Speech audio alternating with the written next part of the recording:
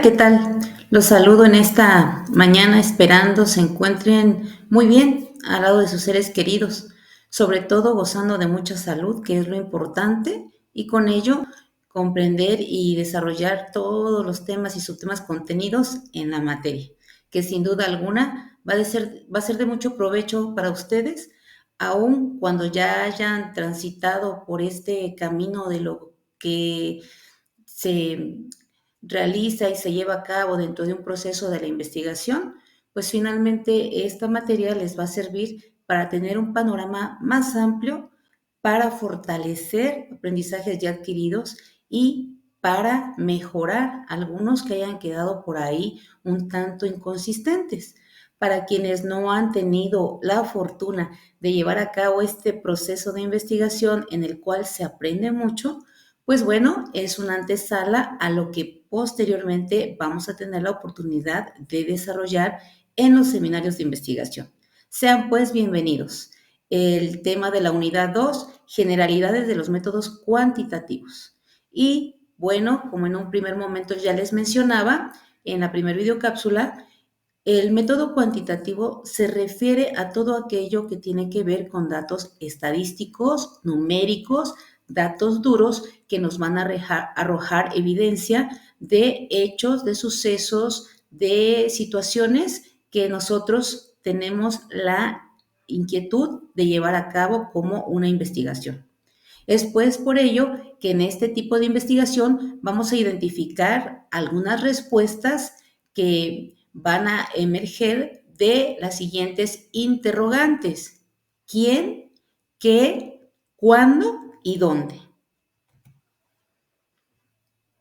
Este tipo de metodología genera información estadística y también utiliza ciertas técnicas y métodos para recoger los datos, en los cuales nosotros como investigadores vamos a establecer ciertas preguntas en donde vamos a obtener evidencia de lo que nosotros estemos proponiendo en la hipótesis de investigación, de acuerdo al tema que estemos nosotros proponiendo. Entonces, algunas de las técnicas y métodos que la investigación cuantitativa toma en cuenta es el cuestionario, las entrevistas, las observaciones directas, entre otros, que ya en su momento dado también vamos a ver de manera mucho más detenida. En este caso, pues tenemos una muestra que van a ser aquellos individuos o sujetos de investigación. Para ello, la muestra que vamos a obtener es probabilística. ¿Qué significa?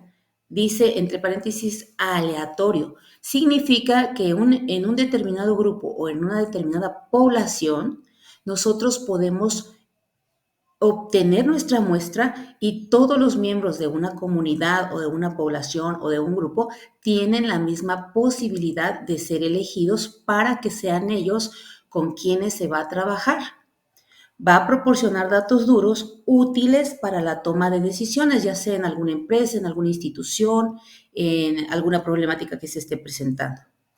A diferencia, la investigación cualitativa va a permitir entender a detalle actitudes y comportamientos. Igual, en algún momento nos va a permitir entender algunas motivaciones entre los empleados, por ejemplo, de alguna empresa, entre los docentes de alguna institución educativa, cuáles son esas actitudes y comportamientos y qué los motiva a llevar a cabo dichas comportamientos y actitudes dentro o fuera de la institución y qué está generando o qué está causando dentro de la institución o fuera de ella, en los grupos escolares. Este tipo de investigación va a generar información verbal, es más descriptiva. A diferencia de la cuantitativa, que es numérica, que es estadística, la investigación cualitativa tiende a ser más descriptiva porque va a buscar la explicación de algunos fenómenos. Se hacen preguntas abiertas, puede ser mediante una entrevista, mediante un cuestionario, puede ser un test. También se hace uso de los focus group, que no es más que grupos focales en los cuales el investigador va realizando preguntas y los participantes van respondiendo, preguntas que son abiertas y los participantes van emitiendo su respuesta. Es una manera o una modalidad en la cual el investigador va a recoger evidencia. Esto nos va a permitir que exista una comprensión profunda del objeto de estudio o del objeto de investigación. Si yo estoy investigando, por ejemplo, la cultura de los pueblos indígenas, está muy amplia y muy abierta este concepto. Yo voy a delimitar mi tema. Los usos y costumbres de la comunidad de Yalvanté, municipio de Chamula, Chiapas, por ejemplo, ¿no? Bueno, todavía está muy amplio. Voy a delimitar un tanto más. La participación de la mujer dentro de los usos y costumbres de la comunidad de Albanté, del municipio de Chamula, Chiapas. Ahí ya delimité, porque ya no estoy hablando de toda la población, estoy hablando únicamente de la mujer. Y ahí entonces yo voy a poder, mediante una encuesta, mediante un cuestionario, entrevistas, focus group, investigar, entrevistar a las mujeres y que ellas me den su punto de vista, sus respuestas, que van a permitir que el investigador tenga una apreciación mucho más consistente, real, verídica de lo que está proponiendo como elemento de investigación o como tema.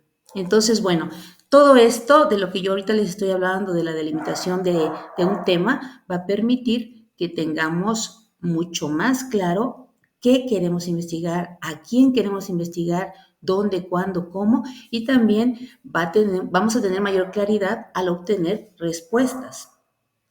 Muy bien, continuando, tenemos el tema que de alguna manera vamos a estar en todo momento teniendo presente dentro de estas investigaciones que son cuantitativas y cualitativas, los diseños experimentales. En estos diseños experimentales, como su palabra lo dice, es cuando el investigador va a llevar a cabo la experimentación, esta fase de experimentación entre los participantes de la investigación. En este tipo de diseño, el investigador manipula las variables, tanto la dependiente, la independiente, incluso si hay algunas otras variables dentro de la investigación.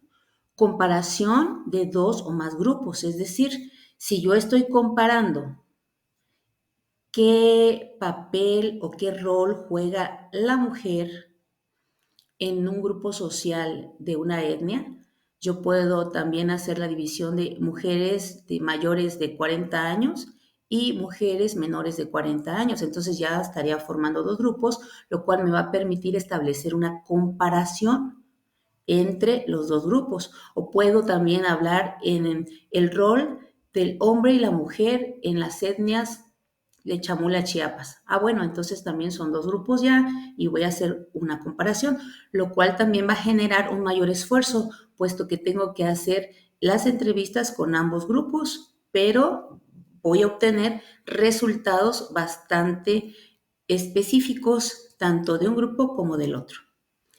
La elección de los participantes, en este caso, del diseño experimental, es al azar. ¿Qué significa? Al azar, pues como ahora sí el concepto de azar lo dice, significa que tengo tanta posibilidad de ser elegido como tanta posibilidad de no ser elegido. Todos los miembros de la población tienen el mismo porcentaje probabilístico de ser elegidos para participar en una investigación.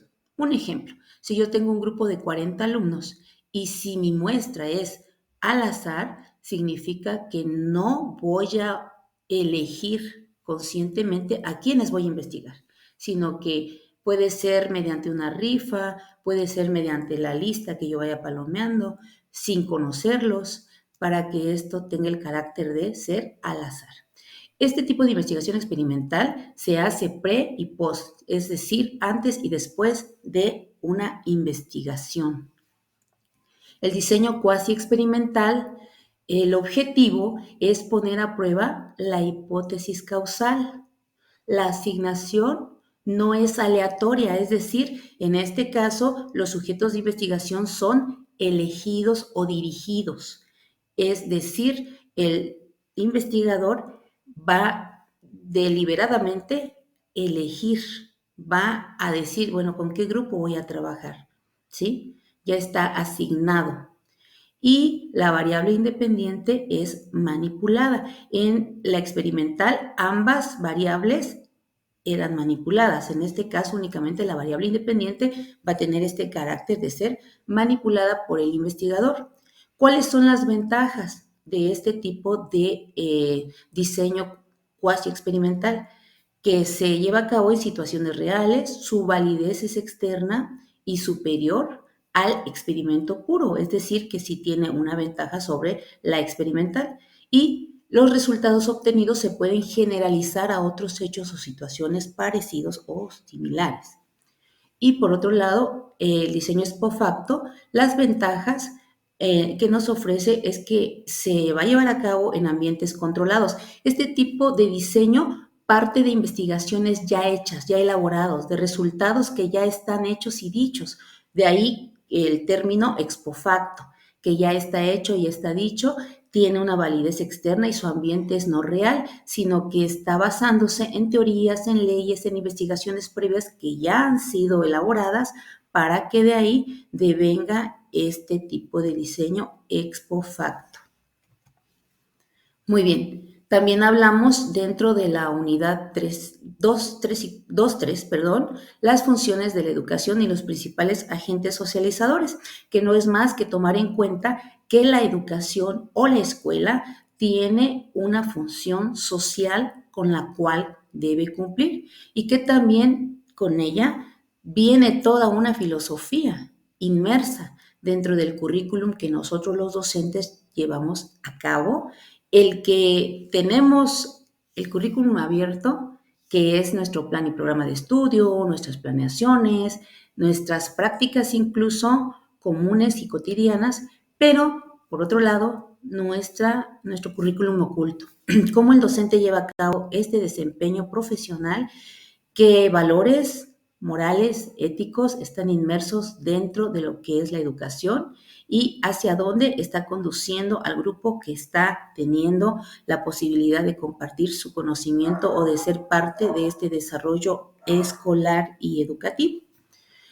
La conceptualización y descripción de estudios etnográficos etimológicamente van a llevar a cabo el estudio de las etnias. También este es uno de los temas que viene en la unidad 3, que está integrando parte de lo que es los paradigmas de la investigación, que nos dice que el investigador puede llevar a cabo este tipo de estudio para estudiar la conducta, el comportamiento, cómo se relacionan, cuál es su forma de vida de nuestras etnias.